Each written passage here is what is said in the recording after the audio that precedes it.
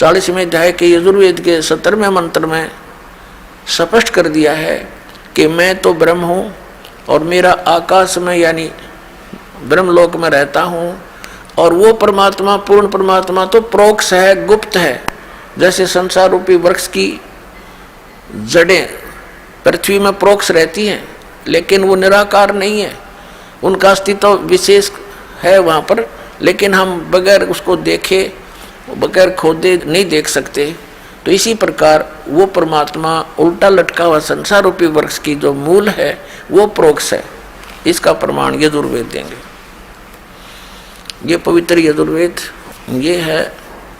प्रकाशक हैं सार्वदेशिक आर्य प्रतिनिधि सभा 2/5 महर्षि सिद्धांत भवन रामलीला मैदान नई दिल्ली से प्रकाशित है। और इसके अनुवादक हैं महर्षि सिद्धांत सरस्वती। यो भी इन शंकराचार्यों वाली ही एक परंपरा का से अलग हुआ था। मुद्रक हैं Prince offset printers 1510 Pataudi house Daryaganj नई दिल्ली से। अब हम इसके अंतिम अध्याय के अंतिम श्लोक पर पहुंचते हैं। ये देखिएगा यजुर्वेद भाषा भाष्यम, ये 15वां श्लोक है। ये तो है ओम कर्तो समर किलबे समर और कर्तुम समर। ओम नाम का जाप ये है वायु अनिलम अमृतम अथिदम भस्मांतम शरीरम।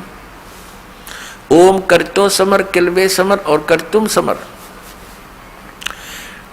अब यहाँ क्या बता, इसका अनुवाद किया इस महर्षि दानंद ने।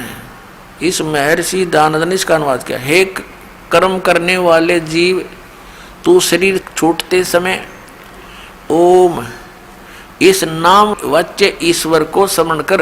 नोट ओम को।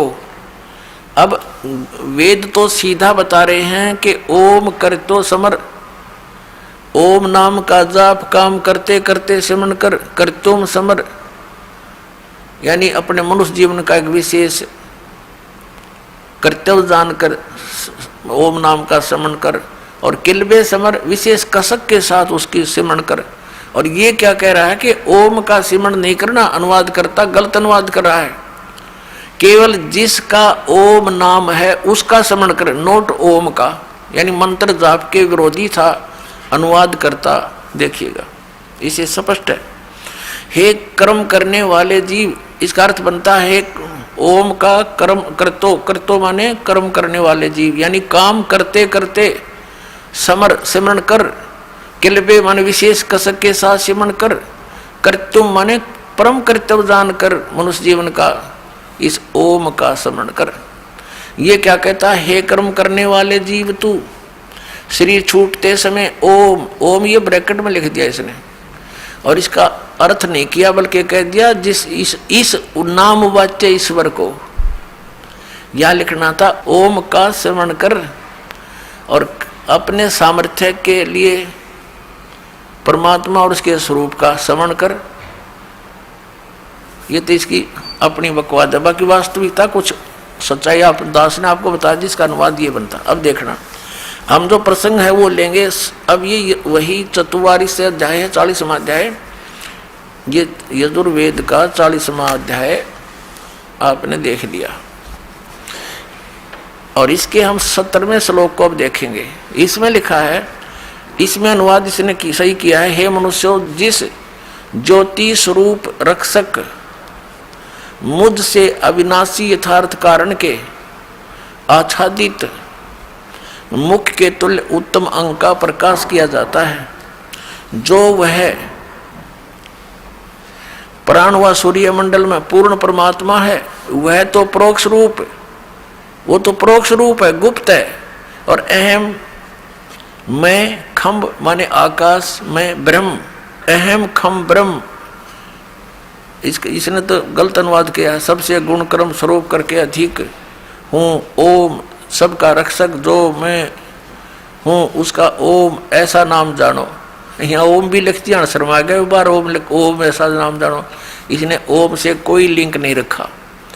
अब इसका मूल संस्कार देखिए, इसमें लिखा है आदित्य पुरुष है स असौ, ये स असौ अहम, ये कहता वेद ज्ञान दाता अहम मैं, मेरा ओम नाम है, खम ब्रह्म, मैं जो ब्रह्म हूँ, अहम मैं ब्रह्म, खम माने आकाश में रहता हूँ और मेरा तो ओम नाम है। ये ओम नाम है, आकाश में रहता हूँ यानी दिव्य आकाश में रहता हूँ, ब्रह्मलोक में रहता हूँ, मेरा ओम नाम है, मैं ब्रह्म हूँ। और वो परमात्मा तो प्रोक्ष है, वो तो गुप्त है, उसके विषय में तो 40वें अध्याय के देखिएगा, इसी 40वें अध्याय के यजुर्वेद के 10 से लेकर 12 तक स्पष्ट किया है, 13 तक। ये 44वां अध्याय और 10वां श्लोक है, मंत्र है। इसमें क्या कहा है, इसने जैसा अनुवाद किया है फिर भी बहुत स्पष्ट हो गया है। छुपाने की चेष्टाएं बहुत की हैं इन्होंने, क्योंकि इनको ज्ञान नहीं था। हे मनुष्य, जैसे हम लोग मेधावी धीराणा माने मेधावी योगी विद्वानों से वचन, जो वचन सुनते हैं, धीराणा माने तत्वदर्शी संतों से जो वचन सुनते हैं, वे जो लोग हमारे प्रति व्याख्यान पूर्वक कहते हैं, विस्तार से कहते हैं, वे लोग, देखो यहां इसने फिर गड़बड़ कर दिया। असंभवात माने उत्पन्न नहीं होना, असंभवात माने उत्पन्न नहीं होने वाले, और संभवात माने उत्पन्न होने वाले। यहां लिखना था कोई तो वे हमारे तरफ के लिए बताते हैं, असंभवात माने जन्म लेने वाला, उत्पन्न होने वाला से और ही कार्य व फल कहते हैं, और संभवात माने उत्पन्न, असंभवात उत्पन्न नहीं होने वाले कारण से अन्यत और कहते हैं। इस बात को भी तुम सुनो। अभी इसने दड़ंगाकरण का ठेका ले रखा था अनुवाद का।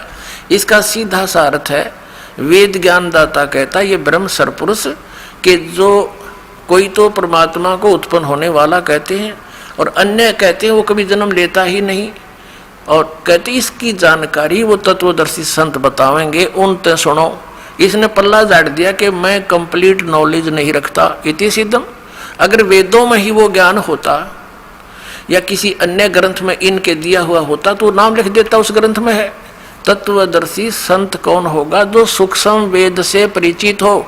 चौथे अध्याय के 32वें श्लोक में बताया है कि जो आप जी को गीता ज्ञानदाता कह रहा है कि जो अर्जुन तुझे गीता अध्याय नंबर 4 के श्लोक 25 से लेकर 31 तक जो ज्ञान दिया है, उसमें कोई कैसी साधना करता है, कोई कैसी कर रहा है, लेकिन चौथे अध्याय के 32वें श्लोक में कहा है कि अर्जुन इस प्रकार की धार्मिक अनुष्ठानों की जानकारी, यज्ञों की जानकारी सच्चिदानंद घन ब्रह्म की वाणी में, जो उस परमेश्वर ने, सच्चिदानंद घन ब्रह्म ने, परम अक्षर पुरुष ने स्वयं आकर के अपने मुख कमल से बोला है, उस ज्ञान में विस्तार के साथ कहा गया है। वो तत्व ज्ञान है। उसको जानने के बाद फिर तू सभी कर्मों से मुक्त हो जाएगा। चौथे अध्याय के 34वें श्लोक में कहा कि उस तत्व ज्ञान को तू तत्वदर्शी संतों के पास जाकर समझ। उनको दंडवत प्रणाम करने से, कपट छोड़कर प्रसन्न करने से, सरलता पूर्वक प्रसन्न करने से वो तत्वदर्शी संत तुझे उस तत्व ज्ञान का उपदेश करेंगे, परमात्म तत्व का ज्ञान करेंगे। तो इससे सिद्ध हो गया, यही प्रमाण वेदों में है। इससे सिद्ध हो गया कि ये जो ज्ञान वेदों से मिलता है गीता जी का, वो सही है, ओके है। और फिर इसने कुछ गीता में अपनात्मा वेद तो इसने एज इट इज ब्रह्मा को दे दिए जो इसके अंदर से निकले थे, और फिर गीता जी का ज्ञान इसने अपने होश हवास में बोला। वेदों का ज्ञान प्लस में अपना मत वो इसमें अड़ा दिया। वो इसका मत है, वो अलग दिखाई देता है। जैसे गीता अध्याय नंबर 3 के श्लोक नंबर 8 में यह कहता है कि यदि अर्जुन तू एक स्थान पर बैठा रहेगा तो तेरा निर्वाह कैसे होगा, इसलिए तू कर्म सन्यासी ना होकर कर्म योगी हो। 8वें अध्याय के 7वें श्लोक में गीता जी में कहा कि तू युद्ध भी कर और मेरा सिमरन भी कर। ये तो है वेद ज्ञान।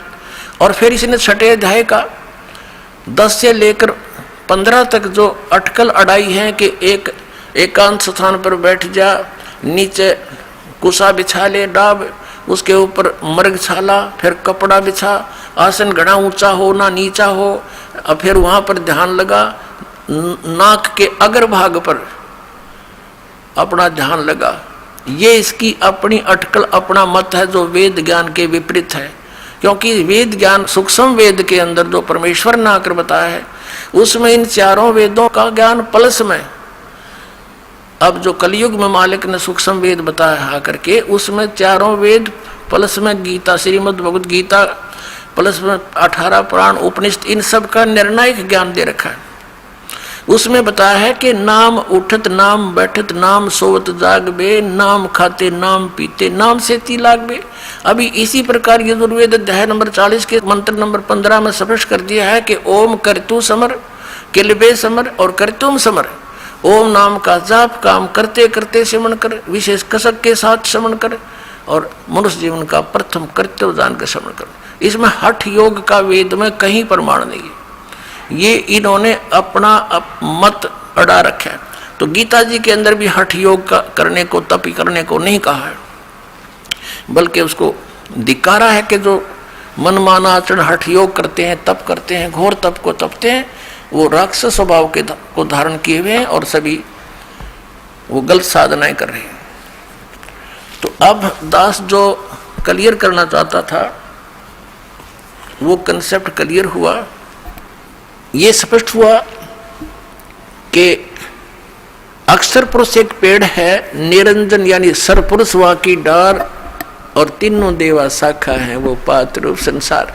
यानी जमीन से बाहर जो पेड़ का जितना पोर्शन दिखाई देता है, जितना भाग दिखाई देता है, वो तो व्यक्त है, सामने प्रत्यक्ष है, और जो परोक्ष है वो जड़ है। तो उल्टे लटके हुए संसार रूपी वृक्ष का जो तीनों लोकों में प्रवेश करके सबका धारण पोषण करता है, वो परम अक्षर पुरुष है, वो परोक्ष है, वो गुप्त है, वो ऊपर के ब्रह्मांडों में है, सतलोक में, अलखलोक, अगमलोक और फिर अकह लोक। वो ऊपर की जड़ है, वो मूल स्थान है, वो शाश्वत स्थान है, सनातन परम धाम है। अब हम अपने प्रसंग पर आते हैं कि हमारे लिए जो सदग्रंथ हमें मान्य हैं वो हैं ये पांचों वेद, प्लस में श्रीमद् भगवत गीता। ये तो हमारे हैं पूजा की विधि के, जिनमें जो हमारी वे ऑफ वर्शिप, पूजा का मार्ग, पूजा की विधि लिखी है वो हमें मान्य है। इसके अतिरिक्त यदि कोई मंत्र जाप कोई करता है तो वो गलत है, वो शास्त्र विधि को त्याग कर मनमाना आचरण है। रही पवित्र पुराणों की बात, ये इस तत्व ज्ञान को समझने में सहयोगी हैं जो परमात्मा ने स्वयं आकर के जो सूक्ष्म वेद में जानकारी दी थी आज से 600 वर्ष पहले, जो इन शंकराचार्यों ने, आचार्यों ने, हिंदू धर्म के गुरु संतों ने, परमात्मा कबीर देव जी जो परम अक्षर ब्रह्म हैं, उनको ये कह करके जनता से दूर कर दिया था कि ये अशिक्षित है, ये वेदों और गीता के विषय में कैसे जान सकता है, पुराणों के विषय में ये कैसे जान सकता है, क्योंकि इसने संस्कृत भाषा नहीं पढ़ी, क्योंकि ये जुलाहा और शूद्र वर्ण में ये जन्मा है। लेकिन उनका जन्म नहीं हुआ था, फिर भी वो तो उन्होंने तो ऐसा ही कहना था। और ये कैसे समझ सकता है इन पुराणों को? और उस परमेश्वर ने 600 वर्ष पहले वो ज्ञान दिया था जो आज वेदों और पुराणों और गीता जी में विद्यमान है। वो सूक्ष्म वेद में, सिंपल लैंग्वेज में दिया था। अपने आत्माओं भाषा का जो लिंक है, संबंध है, इतना ही है कि हम अपने विचारों को दूसरे तक पहुंचा दें, वो ही भाषा है। लेकिन उसमें ज्ञान क्या है? अब जैसे ये संस्कृत और व्याकरण के ज्ञाता, ये समझो एक कोरा कलश है जिसके ऊपर बहुत सुंदर चित्र बने हुए हैं, बहुत सुंदर लगता है, और उसमें जल है ही नहीं या खारा भर रखा है, जीभ पर भी ना रखा जाए ऐसा, और एक सिंपल सा मटका है, घड़ा है, जिसके ऊपर चित्रकारी भी नहीं है, और उसमें शीतल और पवित्र और मीठा जल भरा है। तो उस घड़े का उद्देश्य यही था कि उसमें वो शीतल जल रखे और शुद्ध मीठा जल हो। तो पुण्यात्माओं, जिस बगैर चित्रकारी बने हुए कलश के अंदर और वो जल मिल गया जिससे हमारी प्राण रक्षा होगी, तो हम उस चित्रकारी वाले उस घड़े न के सिर में मारेंगे जिसके अंदर खारा जल भर रखा, जी पर भी ना रखा जा, पीवा तो मर जा। तो इन जो आचार्यों का और संस्कृत के वेदों का यही कहना था कि कबीर जी संस्कृत नहीं जानता, इसने व्याकरण भी ना बोलनी आती, अपनी लैंग्वेज की भी भाषा को यो कुछ ही बोल रहा है, निर्भय को निर्भऊ कह रहा है, और हम संस्कृत के ज्ञाता हैं। ये तो हमारे को व्याकरण की भक्ति दृढ़ कराते रहे, भगवान की नहीं। अब इन आचार्यों ने हमें क्या ज्ञान दिया कि श्री ब्रह्मा, श्री विष्णु, श्री शिव ये अजर अमर हैं। फिर कुछ एक ये भी कहते हैं कि श्री ब्रह्मा जी की तो मृत्यु होती है, लेकिन भगवान शंकर ये अमर तत्व हैं, भगवान विष्णु भी अमर तत्व हैं, इनकी कभी मृत्यु नहीं होती, अजर अमर हैं। ब्रह्मा जी का तो जीवन काल है। तो ये इनका लोक वेद था, दंत कथा थी, आउट ऑफ सिलेबस स्टडी थी, यानी हमारे सिलेबस से, सदग्रंथों से बाहर का ज्ञान था कि ब्रह्मा विष्णु महेश अजरो अमर हैं। इन यानी चलो ब्रह्मा को ये मृत्यु मानते हैं, तो विष्णु और शिव को तो फाइनल था इनका, ये कभी जन्मते मरते नहीं। और साथ में ये भी कहा करते इनकी कोई जन्म मृत्यु नहीं होती, इनके माता पिता है ही नहीं।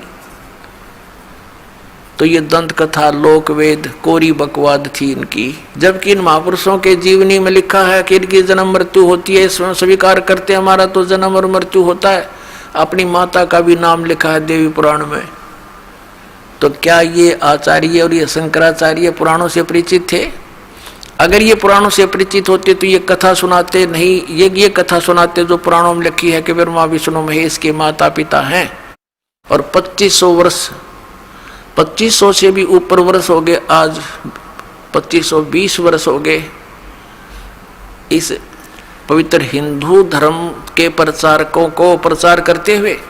और वैसे तो 5500 वर्ष हो गए इन पवित्र सदग्रंथों को लिपिबद्ध हुए को, और आज तक ये आचार्य मंडलेश्वर हमें नहीं बता सके यथार्थ ज्ञान क्या लिखा है इन पवित्र पुराणों में, पवित्र वेदों में, पवित्र श्रीमद् भगवद गीता में।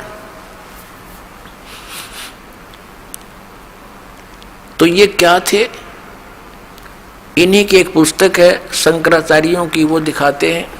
ये दास आपको ये सिद्ध करना चाहता है कि बौद्ध धर्म को तो स्टॉप लगा दिया श्री आदि शंकराचार्य जी ने, वो तो बहुत अच्छा किया। और फिर इन्होंने क्या किया कि आसमान से हम गिरे तो खजूर में अटका दिए, तो हमें क्या लाभ हुआ? वहीं फिर लटक रहे हैं, पृथ्वी तक पहुंचे ही नहीं। तो अब पहुंचेंगे हम। अब देखिएगा, ये आदि शंकराचार्य जी द्वारा लिखे गए 5 ग्रंथों का एक समूह है। इसका नाम लिखा है शांकर पंचम। आदि शंकराचार्य विरचित है पंच ग्रंथानाम संग्रह। आद्य शंकराचार्य द्वारा 5 ग्रंथों का संग्रह इसके अंदर है, इसलिए शांकर पंचम इसका नाम रखा गया है। ये आदि शंकराचार्य थे। और इसका अनुवाद किसने किया है? जगत गुरु शंकराचार्य श्री स्वरूपानंद जी सरस्वती महाराज द्वारा किया गया, व्याख्याकार इसके अनुवादक हैं। ये केवल अनुवादक हैं। और ये कहाँ से छपी है ये देखिएगा। ज्योतिष पीठाधीश्वर, द्वारका पीठाधीश्वर जगत गुरु शंकराचार्य श्री स्वरूपानंद सरस्वती स्वामी पादही प्रणीतया शंकर सप्रिया हिंदी टीका सहित।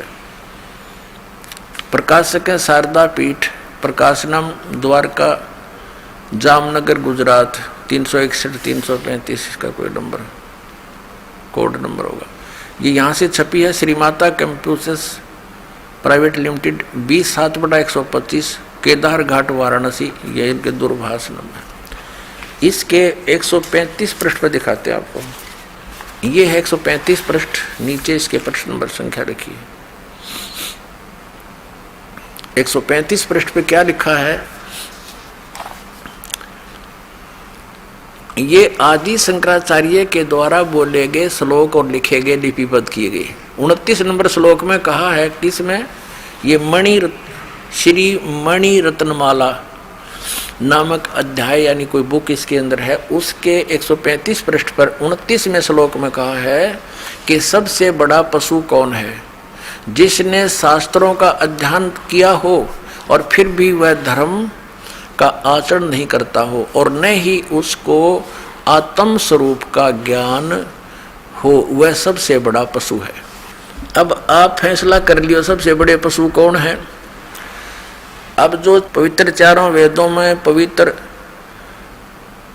श्रीमद् भगवद गीता और पवित्र 18 पुराणों में जो कुछ लिखा है और जो इनको नित पढ़ते हैं, उन्होंने इनको पढ़ा लेकिन उसके अनुसरण नहीं किया, उस ज्ञान को आधार नहीं माना, तो इससे यही वचन सिद्ध होता है कि सबसे बड़ा पशु वो है जिसने सदग्रंथों को पढ़ा और धर्म का आचरण नहीं करता, यानी शास्त्र विधि त्याग कर मनमाना आचरण करता है, वो सबसे बड़ा पशु है।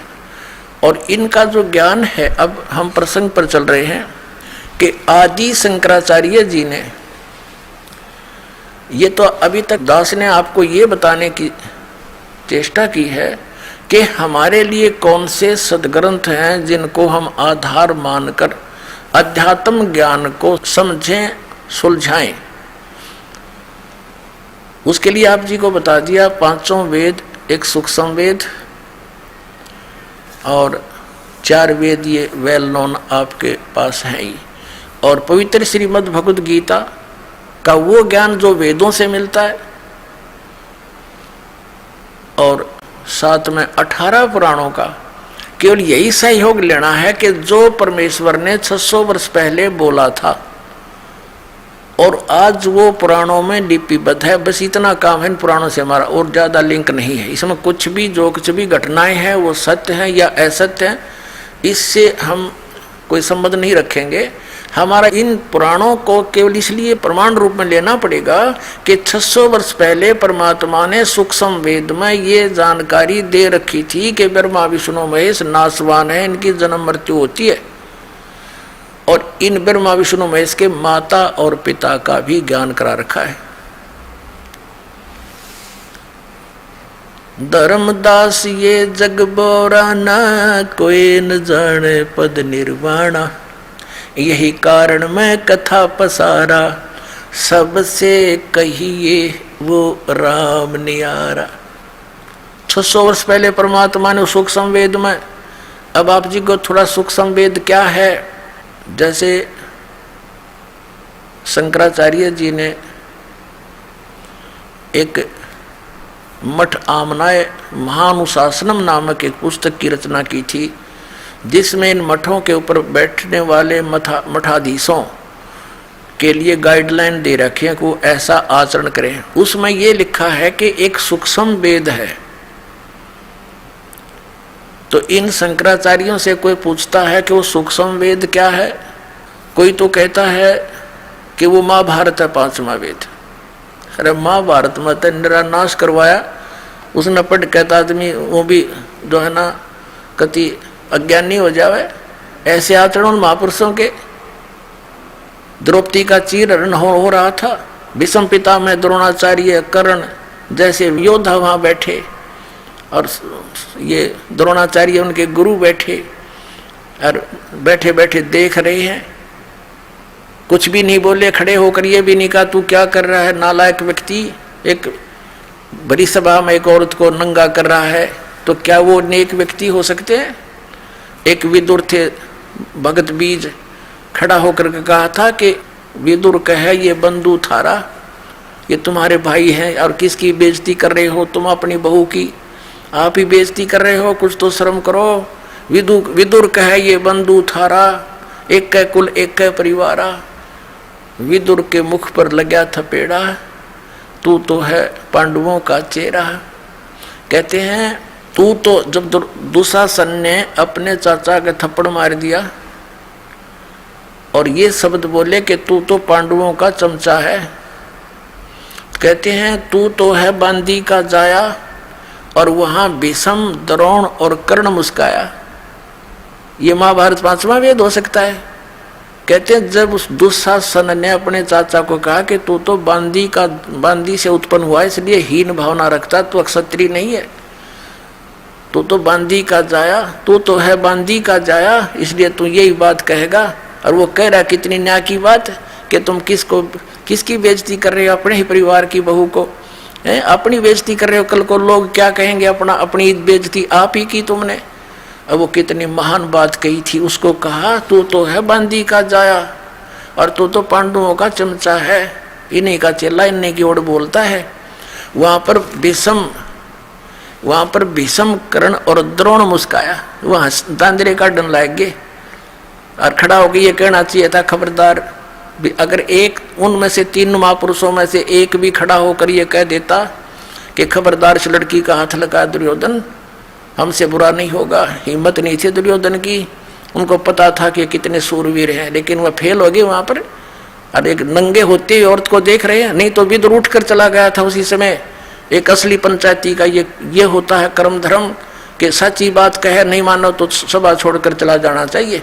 तो इनको उठकर चला जाना चाहिए था, भीष्म पितामह और द्रोणाचार्य और कर्ण को, गुरु जी को। और ये बैठे बैठे वही देख रहे हैं, होने दे के उस आगे शर होता सारा निवस्त्र करने लग रहा, बहन को नंगा देखने की चेष्टा में बैठे रहे हो, तो सभा को छोड़कर नहीं गए। और इसको ये 5वां वेद बतावे, धन्य है ये हमारे आचार्य। महाभारत को 5वां वेद बतावे, कटका मृगी दुनिया, हाहाकार मच गया। ना जाने कितनी बहन विधवा हुई, अनाथ हो गए बच्चे। अब किसी से पूछा, दूसरा कहता है श्रीमद् भगवत गीता ये 5वां वेद। अरे वाह, ये तो चारों वेदों का सारांश है। श्रीमद् भगवत गीता इसका नाम है 5वां वेद की। ये तो खुद कहता है गीता अध्याय नंबर 4 के श्लोक नंबर 32 में कि वो सूक्ष्म वेद ये ऐसा है जिसमें परमात्मा ने आकर अपने मुख कमल से विस्तार से कहा वो धार्मिक युगों की जानकारी। और चौथे अध्याय के 34वें श्लोक में गीता ज्ञानदाता ने स्पष्ट कर दिया, किसी तत्वदर्शी संतों से पूछो, वो तो वेद हो ही नहीं सकता श्रीमद् भगवत गीता। तो अपने आत्मा वो 5वां वेद कौन सा है, वो सूक्ष्म वेद क्या है? श्रीमद् भगवत गीता अध्याय नंबर 4 के श्लोक नंबर 25 से लेकर 30 तक एक व्याख्या की है। बताया गया है कि कोई तो ऐसी साधना करता है, कोई देवताओं की पूजा करता है, कोई एक स्वाध्याय ही करता रहता है, कोई योग आसन करता रहता है, कोई खड़ा, कोई तप करता है, कोई हठ करता है, कोई केवल प्राणायाम पान अपान की क्रियाओं को देखता रहता है। यानी इस प्रकार की धार्मिक यज्ञ अनुष्ठान करते हैं और सब अपने अनुष्ठानों को, अपनी क्रियाओं को पाप नाश करने वाली जानते हैं कि ये ठीक है। अगर उनको पता लग जाए ये साधना शास्त्र विरुद्ध है तो कोई भी ना करे उनको। तो जो भी जैसी क्रिया साधना अनुष्ठान यज्ञ कर रहा है तो वो अपने को पाप नाशक ही मानता है। पाप नाशक मीन मोक्षदायक, पाप नाश होकर ही तो मोक्ष होगा। तो चौथे अध्याय के 32वें श्लोक में कहा है कि इस प्रकार की इन धार्मिक यज्ञों यानी अनुष्ठानों की जानकारी सच्चिदानंद घन ब्रह्म की वाणी में सच्चिदानंद घन ब्रह्म ने अपने मुख कमल से बोला है। वो ज्ञान है, वो है सूक्ष्म वेद, वो है 5वां वेद जिसको तत्व ज्ञान कहते। वो तत्व ज्ञान है, वो 5वां वेद है जो भगवान ने अपने मुख कमल से बोला है। पुण्यात्मा, परमात्मा ने 600 वर्ष पहले आकर के ये ज्ञान दिया था, जो इन केवल संस्कृत के ज्ञाताओं ने ये कह करके फेल कर दिया था कि कबीर क्या जाने, ये दुल्हा है, दानक है, संस्कृत इसको किसी ने पढ़ा नहीं। ब्राह्मणों के पास फिरा, उनको मना कर दिया शूद्र होने के नाते, तो वो सदग्रंथों को ना समझकर ऊट पटांग बोलने लग गया। इन ब्राह्मणों ने काट दी टाट हमारी, सारी बकवाद गढ़ रखी, सदग्रंथों के विपरीत ज्ञान सुना दिया। ये शंकराचार्य जितने भी सरस्वती और ये जितने भी आश्रम अपना ये कहते हैं सन्यासी गिरिपुरी, ये सभी ब्राह्मण वर्ग से ही थे। और पुण्यात्मा, ब्राह्मण कोई जाति नहीं है। सूक्ष्म वेद में कहा है, पंडित सोए जो पिंड की जाने, ब्राह्मण सोए जो ब्रह्म पहचाने। ब्राह्मण वो होता है जो भगवान को पहचान ले। और दूसरी भाषा में हमारे यहाँ जो परंपरागत उस व्यवस्था में पंडित मानते हैं विद्वान पुरुष को, जिसने काशी विद्यापीठ में जो है ना से शिक्षा ग्रहण कर ली, वो पंडित बन गया किसी एक विषय का। मेरे पूज्य गुरुदेव जी इस परंपरागत ब्राह्मण वर्ण में जन्मे थे, लेकिन वो कभी अपने आप को पंडित नहीं कहते थे। मेरे दादा गुरुजी जाट कुल में जन्मे थे, गांव छावला, दिल्ली के अंदर नजफगढ़ के पास गांव छावला है, जाट जाति में जन्मे थे। 16 वर्ष की आयु में घर त्याग कर एक संत कबीरपंथी यानी गरीबदासी संत की प्रेरणा पाकर के घर त्याग कर चले गए थे, खेतों से ही भाग गए थे। और उसने देखा, उस गुरुदेव ने, हमारे जो दादा गुरुजी थे के गुरुजी थे, उसने देखा कि लड़का बहुत होनहार है, उसको काशी विद्यापीठ में पढ़ने के लिए भेज दिया। वहाँ से वो 4 विषय के आचार्य बन गए। उनको पंडित चिदानंद नाम से जाना जाता था। अब हरियाणा में जिला सोनीपत खुरखोदा के पास एक छोटा सा गांव है गोपालपुर। उस गोपालपुर गांव के अंदर पंडित चिदानंद नाम से हमारे परदादा गुरुजी का आश्रम है। अब दास ये समझाना चाहता है, कदे कोई ब्राह्मण चंगर जा कि ये तो सारे ब्राह्मणों ने ऐसा कह रहा ना, उन ब्राह्मणों को नहीं, वो हमारे पूज्य गुरुदेव जी ब्राह्मण थे, लेकिन वो पंडित नहीं कहते थे अपने आप को। वो कहते थे नहीं, हम तो संत हैं, हमें मार्ग समझ में आ गया है।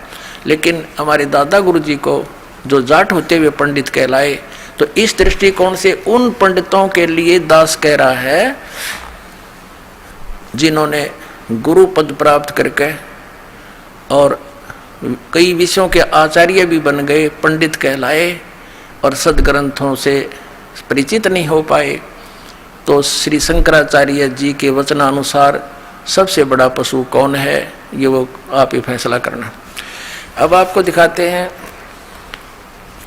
श्रीमद् भगवत गीता के वो श्लोक जिसमें सूक्ष्म वेद की जानकारी है। ये है श्रीमद् भगवत गीता और इसके अनुवादक हैं जयदयाल गोविंद का, गीता प्रेस गोरखपुर से प्रकाशित है। ये इसके चौथे अध्याय के हम 32 चौथे अध्याय के 25 से लेकर ये देखिएगा। अब ये है श्रीमद् भगवत गीता अध्याय नंबर 4 का और श्लोक नंबर 25 से लेकर 34 तक आपको निर्णय करके देंगे कि वो सूक्ष्म वेद यानी 5वां वेद क्या है। देखिए ये 25 नंबर श्लोक में क्या कहा है कि अप्रे यानी अन्य योगीजन यानी साधक देवताओं के पूजन रूप यज्ञ का ही भली भांति अनुष्ठान किया करते हैं, और अन्य यानी दूसरे ब्रह्म अग्नौ पर ब्रह्म नहीं, ब्रह्म यानी ब्रह्म तक की ही साधना करते, इसका अर्थ ये है। और कुछ आत्म रूप यज्ञ का हवन करते हैं, को अपनी आत्मा को देखने में ही अपनी आत्मा देखो इतना ही जानते हैं। 26 में कहा कि दूसरे नाक कान आदि को बंद करके यानी अन्य योगीजन श्रोत्र आदि समस्त इंद्रियों को संयम रूप अग्नि में हवन किया करते हैं। दूसरे और कुछ शब्द आदि यानी शब्द सप्रस समस्त विषयों को इंद्रिय रूप अग्नि में हवन किया करते हैं। 27 में कहा है कि दूसरे योगी जन यानी साधक इंद्रियों की संपूर्ण क्रियाओं को और प्राणों की समस्त क्रियाओं को, प्राण माने सांसों का, आते जातों को देखते रहते हैं। ज्ञान से प्रकाशित आत्म संयम योग रूप अग्नि में हवन किया करते हैं। 28 में कहा है कई पुरुष यानी दूसरे द्रव्य संबंधी यज्ञ करने वाले होते हैं, जैसे कहीं भंडारा करवा दिया, कहीं पर धर्मशाला बनवा दी, जो धन से होने वाली जो धार्मिक क्रियाएं हैं वो करते हैं, कंबल बांट दिए, ये देखो। तो अपने कई पुरुष द्रव्य संबंधी यानी धन से होने वाली यज्ञ धार्मिक क्रियाओं को करते हैं। कुछ कितने ही तपस्या रूप यज्ञ को करने वाले हैं, कुछ तप करते हैं।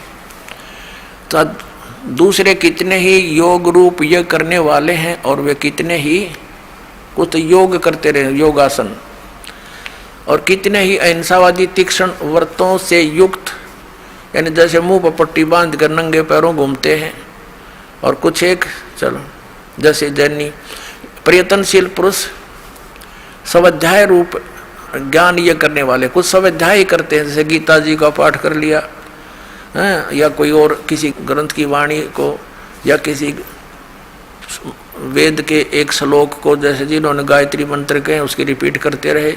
कहते ये सब अपनी अपनी क्रिया। देखो आगे 29 और 30 में क्या कहा है, चौथे अध्याय का हम पढ़ रहे हैं। 29-30 में आगे दूसरे कितने योगीजन अपान वायु में प्राण वायु को हवन करते हैं, यानी अपने अंदर के जो क्रियाएं हैं योगी क्रियाओं को करते हैं। अन्य योगीजन प्राण वायु को अपान वायु में हवन करते हैं।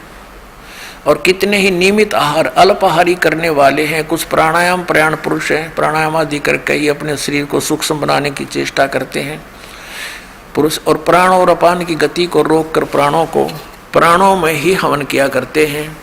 ये सभी साधक यज्ञों द्वारा पाप नाश कर देने वाली यज्ञों के जानने वाले हैं नहीं। इसका अर्थ यह है कि सभी अपने अपने जो साधक अपनी क्रियाएं करते हैं उनको पाप नाशक जानते हैं।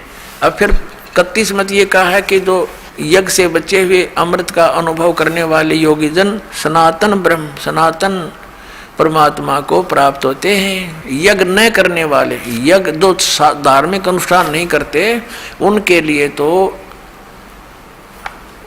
तो यह मनुष्य लोक भी सुखदायक नहीं और न ही परलोक, यानी वो तो यहाँ भी दुखी आगे भी दुखी, जो कुछ साधनाएं नहीं करते। तो आगे चौथे अध्याय के 34वें श्लोक में ये कंसेप्ट क्लियर कर दिया है कि जो जिन यज्ञों का, यज्ञ में धार्मिक अनुष्ठानों की जानकारी अभी तक तुझे मैंने दी है, ये ऐसी धार्मिक अनुष्ठानों की यज्ञों की जानकारी सच्चिदानंद घन ब्रह्म परमात्मा ने अपने मुख कमल से आकर बोली है। वो सच्चिदानंद घन ब्रह्म की वाणी कहलाती है। उसके अंदर वो सूक्ष्म वेद है, वो तत्व ज्ञान है, उसके अंदर वो विस्तार के साथ कही गई है। और उनको चौथे अध्याय के 34वें श्लोक में कहा कि वो तत्व ज्ञान है जो सच्चिदानंद घन ब्रह्म के मुख से बोला गया, 5वां वेद है, सूक्ष्म वेद है।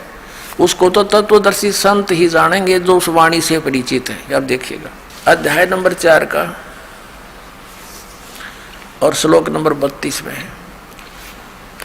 इस प्रकार और भी बहुत तरह के, एवं माने इस प्रकार बहुत तरह के यज्ञ, यहाँ इन्होंने अनुवाद गलत कर दिया, ब्रह्मण मुख्य का अर्थ कर दिया वेद की वाणी। वेद की वाणी तो ये गीता बोली ही जा रही है, ये लिखना था ब्रह्मण माने सच्चिदानंद घन ब्रह्म की वाणी में विस्तार के साथ कहे गए हैं। अब ये ब्रह्मण का अर्थ इन्होंने जहाँ विचलित हो गए यहाँ गलत कर दिया। 17वें अध्याय के 23वें श्लोक में आपको दिखाते अनुवादकर्ताओं के कर कमलों से क्या लिखा है। अध्याय नंबर 17 श्रीमद् भगवद गीता श्लोक नंबर 23 ओम तत्सत इति निर्देश ब्रह्मण तिर्विध समर्थ ब्राह्मणा तेन वेदा च यगा च विहिता पुरा। अब इसमें क्या कहा है कि ओम तत्सत, ऐसे यह 3 प्रकार का ब्रह्मण माने सच्चिदानंद घन ब्रह्म का नाम कहा है। ब्रह्मण्य माने सच्चिदानंद घन ब्रह्म। हमने ये सच्चिदानंद घन ब्रह्म ब्रह्मण्य का अर्थ ये देखना था, इसको हम यहाँ लिख लेंगे। अब हम फिर आगे चौथे अध्याय के 32वें श्लोक पर, ये 32वां श्लोक है, इसमें ये ब्रह्मण्य मुखे शब्द है, ब्रह्मण्य मुखे। यहाँ लिखा है कि और भी बहुत प्रकार के यज्ञ धार्मिक अनुष्ठान, ब्रह्मण्य का अर्थ लिख दे या सच्चिदानंद घन ब्रह्म की मुखे माने मुख कमल से उच्चरित वाणी में, खुद बोली हुई वाणी में जो 5वां वेद है सूक्ष्म वेद में विस्तार से कहे गए हैं, उन सब को तू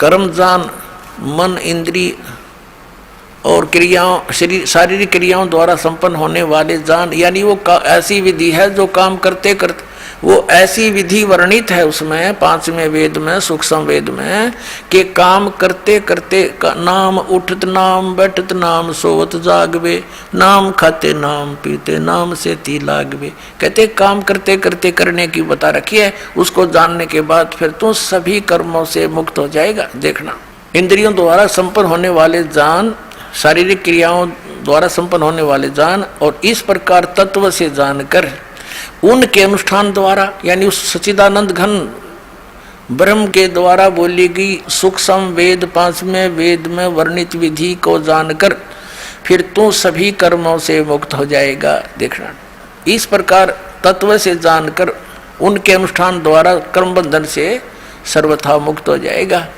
अब 33 में क्या बताया है, चौथे अध्याय का 33वां, इसमें यह कहा कि हे परंतम अर्जुन, द्रव्यमय यज्ञ की अपेक्षा ज्ञान यज्ञ अत्यंत श्रेष्ठ है। अब द्रव्यमय यज्ञ का अर्थ है, कहते हैं जैसे द्रव्यमय यज्ञ की अपेक्षा ज्ञान यज्ञ श्रेष्ठ है, जैसे बगैर ज्ञान के तत्व ज्ञान हुए बिना अपनी मनमाने आचरण के आधार से कोई तो भंडारे कर देता है और कोई कहीं धर्मशाला बनवा देता है, कोई मंदिर बनवा देता है, कोई कंबल बांट रहा है।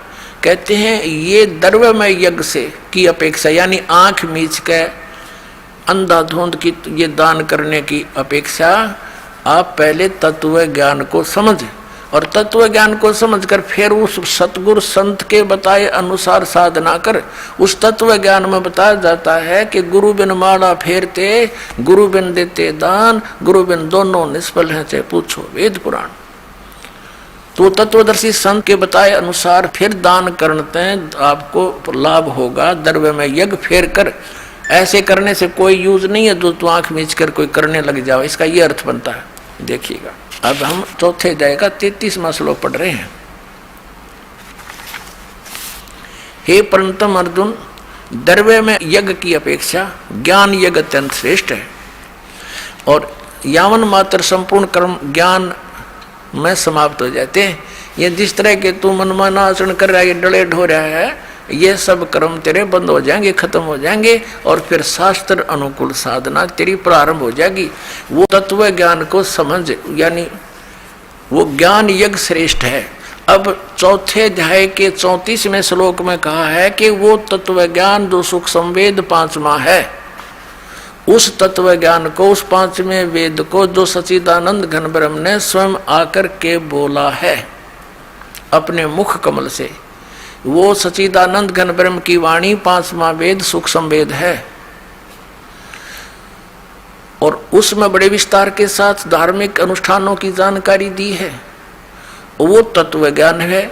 उस तत्व ज्ञान को तू तत्वदर्शी संतों के पास जाकर समझ। देखना, चौथे अध्याय के 34वें श्लोक में, चौथे अध्याय का ये 34वां श्लोक है। उस ज्ञान को, कौन से ज्ञान को? जो सच्चिदानंद घन ब्रह्म ने अपने मुख कमल से बोला है, सच्चिदानंद घन ब्रह्म की वाणी में 5वां वेद है। उस तत्व ज्ञान को तू तत्वदर्शी ज्ञानियों के पास जाकर समझ, उनको भली भांति दंडोत प्रणाम करने से और उनकी सेवा करने और कपट छोड़कर सरलता पूर्वक प्रसन्न करने से वे परमात्म तत्व को तत्वदर्शी न है, तत्वदर्शी संत तत्वदर्शी न है, भली भांति परमात्म तत्व को यानी तत्वदर्शी संत ज्ञानी महात्मा तुझे तत्व ज्ञान का उपदेश करेंगे। अपने आत्माओं, इन आचार्य नर शंकराचार्यों ने कख भी पता नहीं है अध्यात्म मार्ग का, और 2500 वर्ष से हमें फिर गुमराह करके हमें खजूर पर टांग कर चले गए।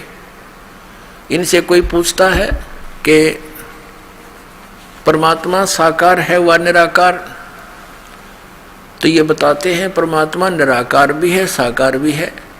अरे भले आदमी, तुमने वेद पढ़े, फिर इनसे पूछ ले संस्कृत में, चाहे चारों वेदों के इनको मंत्र याद पा जाएंगे। गीता जी भी घोट रखी होगी संस्कृत के अंदर, और इनको वेदों का कख भी पता नहीं। यदि ये वेदों से परिचित होते, क्या शब्द बोलते कि परमात्मा निराकार है?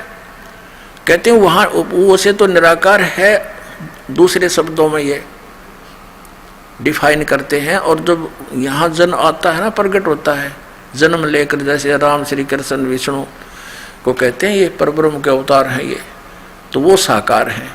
अरे वेद बताते हैं वो साकार है, परमात्मा नर आकार है, मनुष्य सदृश सतलोक में रहता है।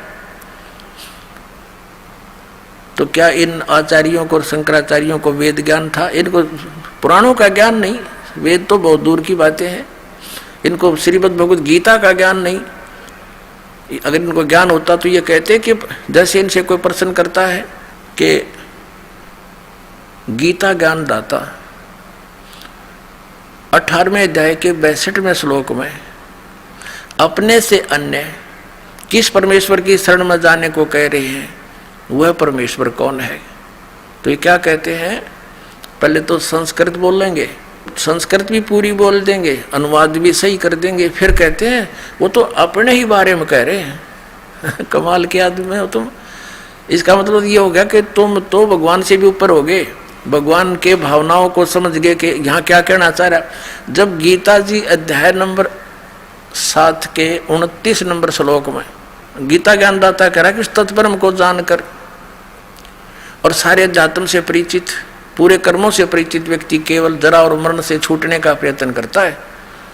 यानी वो फिर संसार की किसी वस्तु की इच्छा नहीं रखता, वो अपना बुढ़ापे वाले दुख से और मृत्यु के दुख से ही छूटने का प्रयत्न करता। जो तत्परम से परिचित हो चुका है, उस परम अक्षर ब्रह्म से, परमेश्वर से परिचित हो चुका है। 8वें अध्याय के प्रथम मंत्र में गीता ज्ञानदाता से अर्जुन ने पूछा कि फिर किम तत्परम, हे भगवान वो तत्परम क्या है, वो कौन है? 8वें अध्याय के 3 श्लोक में उत्तर दिया कि वो परम अक्षर ब्रह्म है। पुण्यात्माओं, इतना क्लियर है इस श्रीमद् भगवद गीता में। गीता ज्ञानदाता अपने से अन्य परम अक्षर ब्रह्म, उस परमेश्वर की जानकारी स्पष्ट दे रहा है। और गीता जी अध्याय नंबर 8 के श्लोक नंबर 5 और 7 में गीता ज्ञानदाता कहता है, मेरी भक्ति कर, युद्ध भी कर और मुझे ही प्राप्त होगा, तू चिंता ना कर। क्योंकि ये नियम है कि जो अंश में जिसके विभाव में भावित रहता है, जिस पर आश्रित रहता है, जहाँ आशा तहाँ बादशाह हुई, वही उसी के पास जाता है। 8वें अध्याय के 5 और 7 में तो गीता ज्ञानदाता अपने विषय में करा कि मेरी भक्ति करेगा तो मुझे प्राप्त होगा। और 8वें अध्याय के गीता जी के 8, 9, 10 श्लोक में उस परम अक्षर ब्रह्म देव पुरुष की तरफ संकेत कर रहा है कि उसकी भक्ति करेगा तो उसको प्राप्त हो जाएगा। क्लियर हो गए दो अलग अलग। और ये कहते हैं अपने ही बारे में बोल रहा है कि उन्हें श्री कृष्ण से ऊपर कोई भगवान नहीं दिखाई देता। इनके आध्यात्मिक नेत्रहीन थे ये। परमात्मा ने कहा था कि मोती मुक्ता दर्शत नाही, ये जगह सब अंधरे, दिखत के तो नैन चश्म इनका फेरा मोतिया बंदरे। ये दिखे तो बड़े विद्वान मंडलेश्वर शंकराचार्य आचार्य, बड़े विद्वान संस्कृत घोट कर सुना दे सिख लीव की तरह। और अब ये इनका ज्ञान देख लो कैसा समझे, न वेदों और पुराणों को कैसा आचरण धर्म का कर रहे हैं ये। अब यहाँ स्पष्ट कर रखा है, गीता ज्ञानदाता अपने विषय में तो 2 श्लोकों में स्पष्ट करा कि मेरी भक्ति करेगा तो मुझे प्राप्त होगा, और उस सच्चिदानंद घन ब्रह्म यानी उस परम अक्षर ब्रह्म की भक्ति करेगा। 8, 9, 10 श्लोक 8वें श्लोक अध्याय के में कहा है कि उसको प्राप्त हो जाएगा।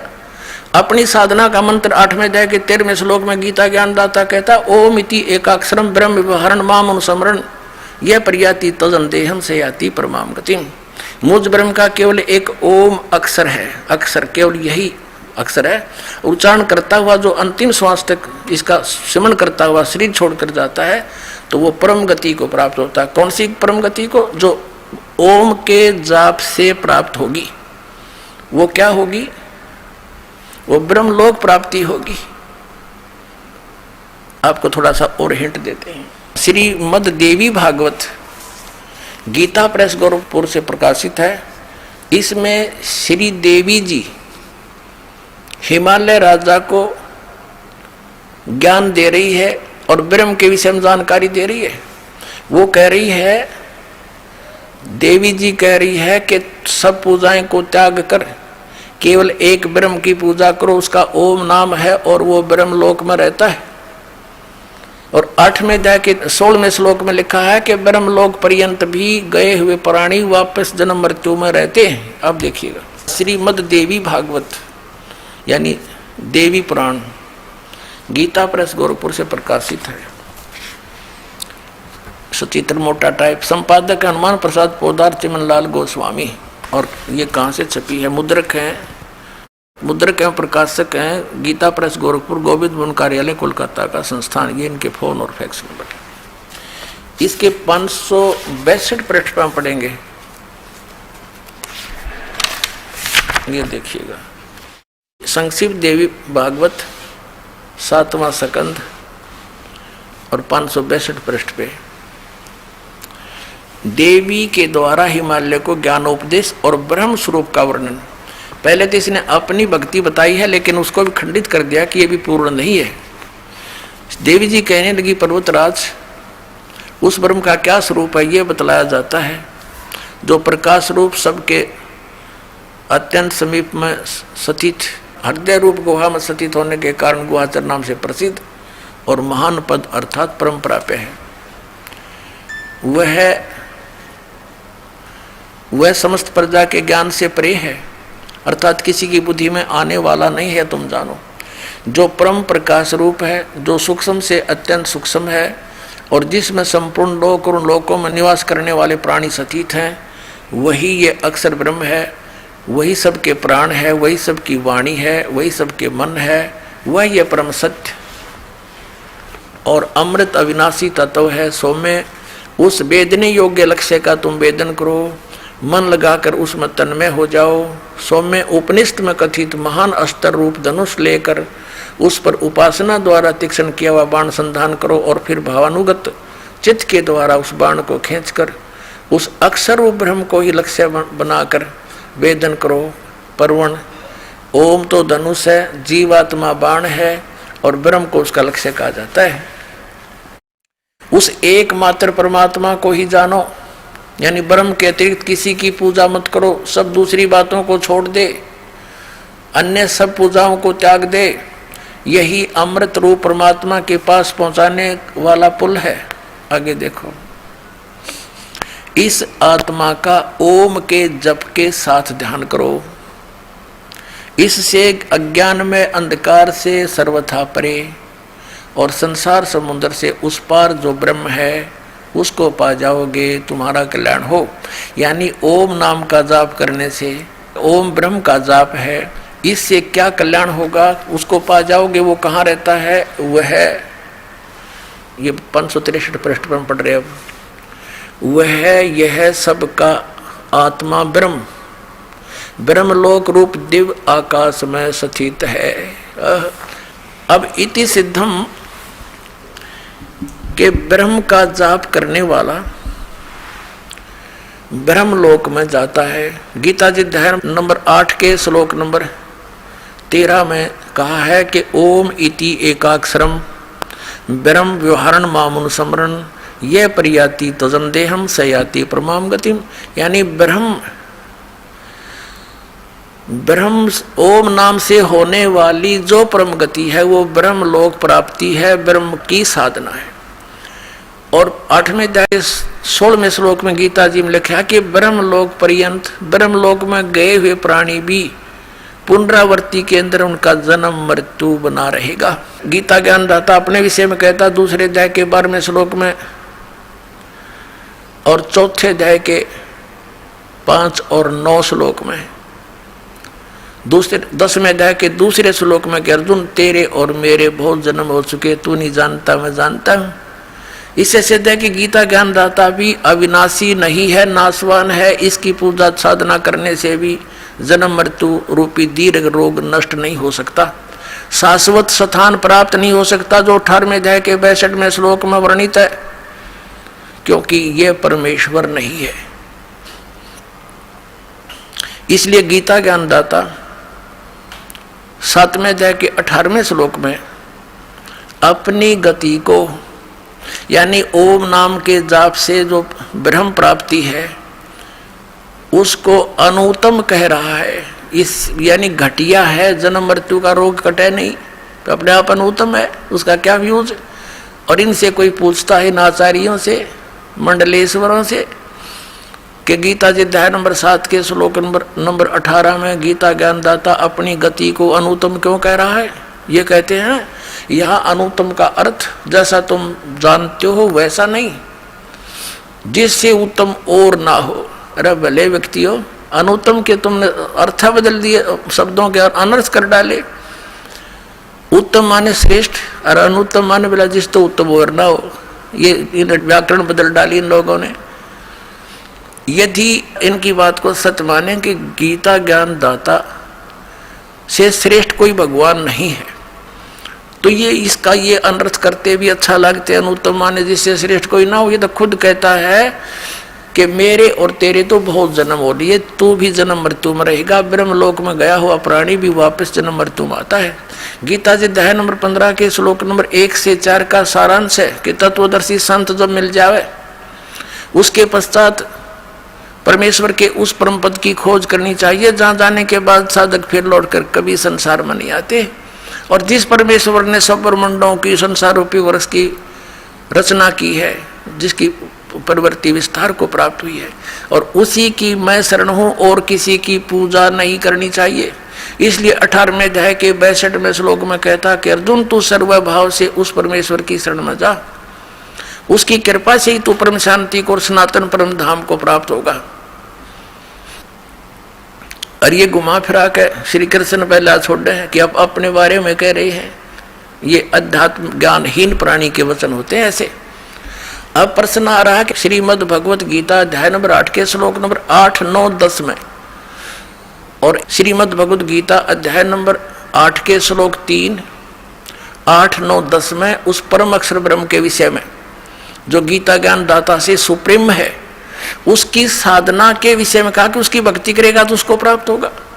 उसका जाप की विधि मंत्र कौन सा है? 17वें अध्याय के 23वें श्लोक में बताया है कि ओम तत्सत इति निर्देश है ब्रह्मण तिर्विद्या समर्थ है। ब्राह्मणा तेन वेदा चयेगा विहिता पुरा, यानी सृष्टि के प्रारंभ में जो विद्वान पुरुष होते थे, ब्राह्मण माने विद्वान पुरुष, ब्राह्मण से जो ब्रह्म पहचाना, जो तत्वदर्शी संत की संपर्क में आ गए, वो इसी तरह इसी का जाप करते थे। और ये संकेत छोड़ दिया कि ओम तो ये ब्रह्म का जाप है। गीता जी अध्याय नंबर 15 के श्लोक नंबर 16 और 17 में 3 पुरुष हैं, सरपुरुष, अक्षर पुरुष और परम अक्षर पुरुष, परम अक्षर ब्रह्म कहो। तो इन तीनों के ही यहाँ जाप लिखे हैं। सरपुरुष का तो क्लियर लिख दिया ब्रह्म का, और अक्षर पुरुष यानी अक्षर ब्रह्म कहो, परम अक्षर पुरुष परम अक्षर ब्रह्म को। ये तत्व और सत्य ये सांकेतिक छोड़ दिए। गीता ज्ञान दाता को इनका पता ही नहीं, इसलिए कहता ये तो तत्वदर्शी संत बताओगे, उनसे पूछो। तो श्रीमद् भगवत गीता अध्याय नंबर 8 के श्लोक 8, 9, 10 में कहा है कि उस सच्चिदानंद घन ब्रह्म का जो मंत्र है वो ओम तत्सत है। ओम तो ब्रह्म का, तत् सरपुरुष का, सरब्रह्म कहो। इसको सरपुरुष भी कहते हैं ब्रह्म को, जिसको आप ब्रह्म वेल नोन हो गया यो, बाकी ये सरब्रह्म है। और सरपुरुष भी इसी को कहते हैं, फिर अक्षर पुरुष और तीसरा परम अक्षर पुरुष। तो यहाँ बताया है कि इन तीनों मंत्रों की साधना से, मजदूरी से उस परम अक्षर ब्रह्म की प्राप्ति होगी। उसकी भक्ति करने वाला उसको प्राप्त होगा और मेरी भक्ति करने वाला मुझे प्राप्त होगा। यह कंसेप्ट क्लियर कर रखा है कि गीता ज्ञानदाता 18वें अध्याय के 62वें श्लोक में उस परम अक्षर ब्रह्म की शरण में जाने को कह रहा है कि जहाँ जाने के बाद फिर लौट कर संसार में नहीं आते, वो सनातन परम धाम को प्राप्त होते हैं। और ये अज्ञानी क्या कहते हैं, अपने बारे में कह रहे हैं श्री कृष्ण, इनकी बुद्धि श्री कृष्ण तो ऊपर उठिए कौन, इनको तो अध्यात्म ज्ञान था ही नहीं, डबो दिया पूरा विश्व। बोलो सतगुरुदेव।